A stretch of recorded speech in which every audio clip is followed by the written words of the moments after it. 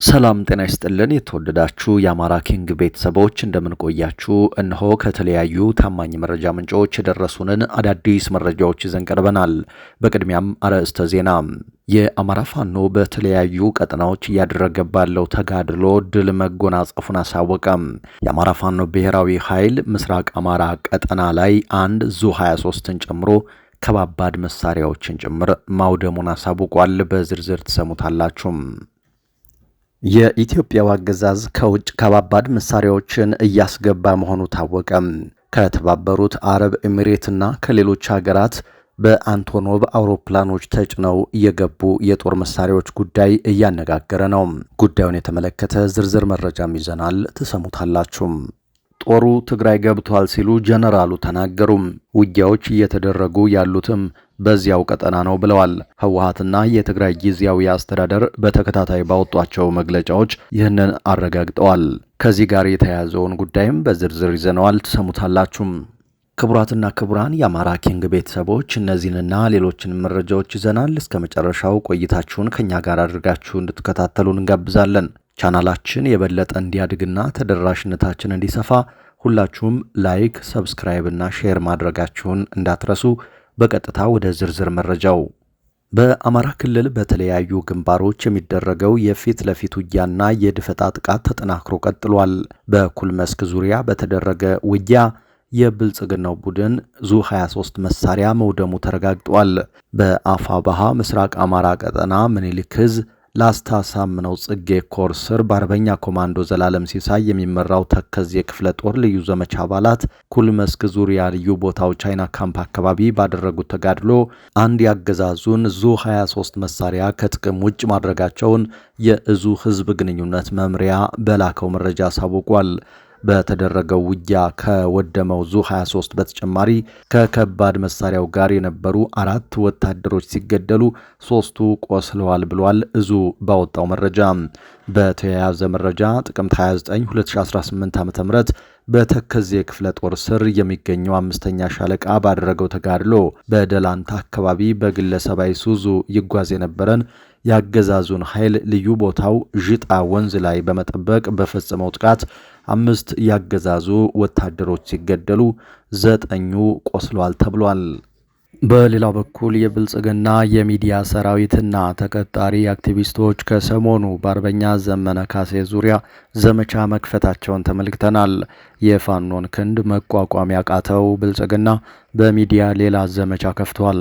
ከፍተኛ ቁጥር ያለው ወታደሩን ወደ ጎጃም በማስገባት ዘመነንና የቴዎድሮስ ዕዝ አመራሮችን ከበባ ፈጽሜ እይዛለሁ ያለው አገዛዙ ይህ ሳይሳካለት በአንጻሩ እየተመታ ይገኛል።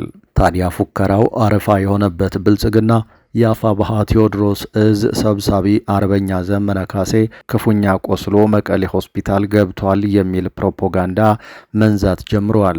ክፉኛ ጉዳት ያስተናገደና በሞትና በሕይወት መካከል የሆነ ሰው ከባድ ጦርነት የሚካሄድበትን ቀጠና አቋርጦ ከጎጃም መቀሌ እንዴት ሊደርስ ቻለ የሚለውን ሳይመረምሩ ማመን የብልጽግና መንጋ መሆንን ይጠይቃል።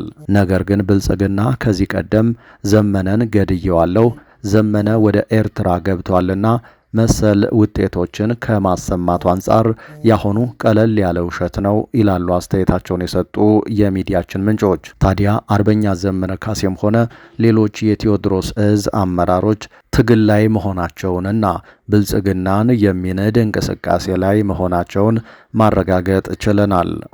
በሌላ መረጃ ጦሩ ትግራይ ገብቷል ሲሉ ጀነራሉ ተናገሩ። ይህንን ያሉት በቅጽል ስማቸው ወዲያን ጥሩ የተባሉት ብርጋዴር ጀነራል ገብረ እግዚአብሔር በየነ ናቸው። ጀነራሉ ህወሓትን ለመፋለም አፋር ክልል የገቡት የሐራ መሬት ታጣቂዎች ወይም የትግራይ ሰላም ኃይል መሪ ናቸው።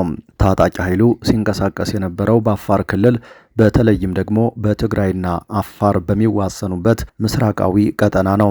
ጀነራሉ ከቢቢሲ ትግርኛ ቋንቋ አገልግሎት ጋር ባደረጉት ቆይታ ሰሞኑን የህወሓት ኃይል ወደ አፋር ክልል ዘልቆ በገባበት ወቅት አፋር ላይ መዋጋት የለብንም በሚል ወደ ትግራይ ዘልቀን ገብተናል ሲሉ ተናግረዋል። ቢቢሲ ወደ ትግራይ የገባው ጦራቸው በአሁኑ ሰዓት የት እንደሚገኝ ጠይቋቸው ብርጋዴር ጀነራል ገብረ እግዚአብሔር በየነ ወዲያን ጥሩ ይህ ወታደራዊ ሚስጥር በመሆኑ ወታደራዊ ይዘታችንን መናገር አይገባኝም ብለዋል። ከሰሞኑ ሲወጡ የታዩት መረጃዎች አፋርና ትግራይ በሚዋሰኑበት አካባቢ ውጊያዎች እንደነበረ የሚያሳዩ ነው። ሰሞኑን ሲወጡ የነበሩ መረጃዎች አፋርና ትግራይ በሚዋሰኑባቸው ከተሞች ውጊያዎች እንደነበሩ የሚያሳይ ነው። ይህም ራያን የሚያጠቃልል ሲሆን ከሰሞኑ ከአካባቢው ውጥረትና ክስ ጋር በተያያዘ ከትናንት በስቲያ መግለጫ ያወጣው በሌትናንት ጀነራል ታደሰ ወረደ የሚመራው የትግራይ ጊዜያዊ አስተዳደር አመራሮች ከመቀሌ ወደ ራያ ጉዞ በሚያደርጉበት ወቅት የመቀሌ መሆኒ መንገድ የመዘጋት ወታደራዊ እንቅስቃሴዎች ነበሩ በማለት ማሳወቁ አይዘነጋም። በሌላ መረጃችን የብልጽግናው አገዛዝ ከተባበሩት አረብ ኤሚሬት በአንቶኖቭ አውሮፕላን ከባባድ መሳሪያዎችን እያስገባ መሆኑ ታወቀ። ከሰሞኑ ወደ ኢትዮጵያ ከወደብ የተጓጓዘው የጦር መሳሪያና የተባበሩት አረብ ኤሚሬቶች የጦር በረራዎች ትኩረትን የሳቡ ናቸው። አገዛዙ በሀገር ውስጥ ለሚያደርገው የእርስ በርስ ጦርነት የሀገሪቱን አንጡራ ሀብት እያወጣ ጦር መሳሪያን በዓለም ዙሪያ ካሉ ሀገራት ሸምቶም በራሱ ሀገር ዜጎች ላይ አርከፍክፏል። በፈረንጆቹ 2021 እና 2022 የጠቅላይ ሚኒስትሩ አገዛዝ የጦር መሳሪያዎችን ከምስራቅ አውሮፓ ከሩቅ ምስራቅ ሀገራትና እንደ ቦስኒያና ሄርዞጎቪና ካሉ ትናንሽ ሀገራት ሳይቀር ጦር መሳሪያ መግዛቱ በወቅቱ ተዘግቦ ነበር። ከቅርብ ጊዜያት ወዲህ ደግሞ በበላይነት ኢትዮጵያን የጦር መሳሪያዎቿ ማራገፊያ ያደረገችው የተባበሩት አረብ ኤሚሬቶች ስለመሆኗ ተደጋግሞ የሚገለጽ ነው። ባለፉት ተከታታይ ቀናት የነበሩት ሁነቶችም የዚህ ማሳያ ናቸው። ከሶማሌላንድ በርበራ ወደብ በርካታ የጦር መሳሪያና ወታደሮችን ለመጫን የሚረዱ ተሽከርካሪዎች ወደ ኢትዮጵያ ሲጓጓዙ እንደነበር ታውቋል። ከኢትዮጵያ ድንበር በ30 ኪሎ ሜትር ርቀት ላይ ወደ በርበራ ወደብ የተቀረጸ የቪዲዮ ምስል ላይም 21 ፒካፖችና በርካታ ኮንቴነሮች ሲጓጓዙ ታይተዋል። የበረራ መስመሮችን የሚከታተሉ ተቋማት ያወጧቸው ሪፖርቶች ደግሞ ወደ ኢትዮጵያ ባለፉት ተከታታይ ቀናት በተለይም ከኢትዮጵያና ወደ ተባበሩት አረብ ኤሚሬቶች በርካታ ወታደራዊ በረራዎች መደረጋቸውን አመልክተዋል። አንቶኖቭ አውሮፕላን ካላሪፍ አየር ቤዝ ተነስቶ ሞምባሳ አርፎ ወደ አዲስ አበባ ቦሌ ኤርፖርት መጓዙን እነዚህ ምንጮች ጠቁመዋል።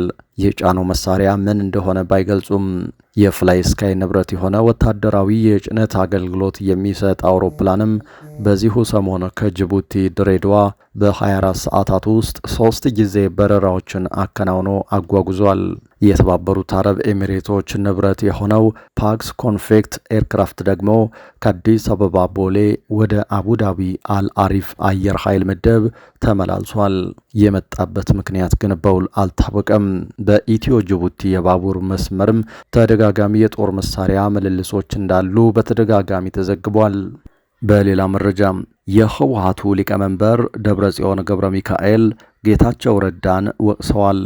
ለተባበሩት መንግስታት ዋና ጸሐፊም ደብዳቤ ልከዋል። የነጌታቸው ረዳ ፓርቲ ደግሞ የትግራይ ሰራዊትን በጥርጣሬ እየተመለከትናችሁ ነው ብሏል። የሐራ መሬት ኃይሎች በበኩላቸው ከሰሞነኛው የድሮን ጥቃት ጋር በተያያዘ ምላሽ ሰጥተዋል። ህወሓት የብልጽግናው መንግስት በትግራይ ኃይሎች ላይ ያደረገውን የድሮን ድብደባ የፕሪቶሪያውን ስምምነት የጣሰ በሚል መግለጫ ማውጣቱ ይታወሳል። ከዚህ ጋር በተገናኘ የድርጅቱ ሊቀመንበር ደብረጽዮን ገብረ ሚካኤል ለተባበሩት መንግስታት ድርጅት ደብዳቤ ጽፈዋል። የፌዴራል መንግስቱ ጠባጫሪ ድርጊቶችን እንዲያቆምና ለግጭት ማቆም ስምምነቱም ተገዢ እንዲሆን የተባበሩት መንግስታት ድርጅትና የአፍሪካ ህብረት ዲፕሎማሲያዊ ግፊት እንዲያደርጉ ለተመድ ዋና ጸሐፊ አንቶኒዮ ጉተሬዝ እና ለአፍሪካ ህብረት ኮሚሽን ሊቀመንበር መሐመድ የሱፍ ነው ደብዳቤው የተጻፈው።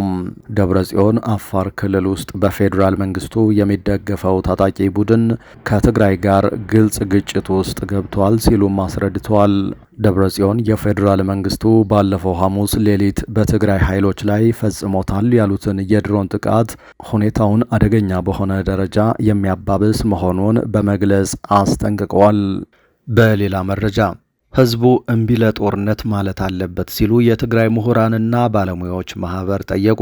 ህወሓትና አንዳንድ የጦር ጀነራሎች የፕሪቶሪያ የተኩስ አቁም ስምምነትን መሰረት በማድረግ ነገሮችን በሰላማዊ መንገድ ከመፍታት ይልቅ ትግራይን ወደ ሌላ ዙር ጦርነት ለማስገባት እየፎከሩና የጦርነት ዝግጅት እያደረጉ ነው ይላል።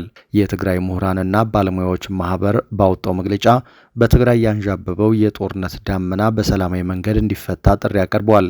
ማህበሩ ባወጣው አስቸኳይ መግለጫ የትግራይ ህዝብ ዋናው ፍላጎት ሰላምና ሰላም ብቻ ነው ብሏል።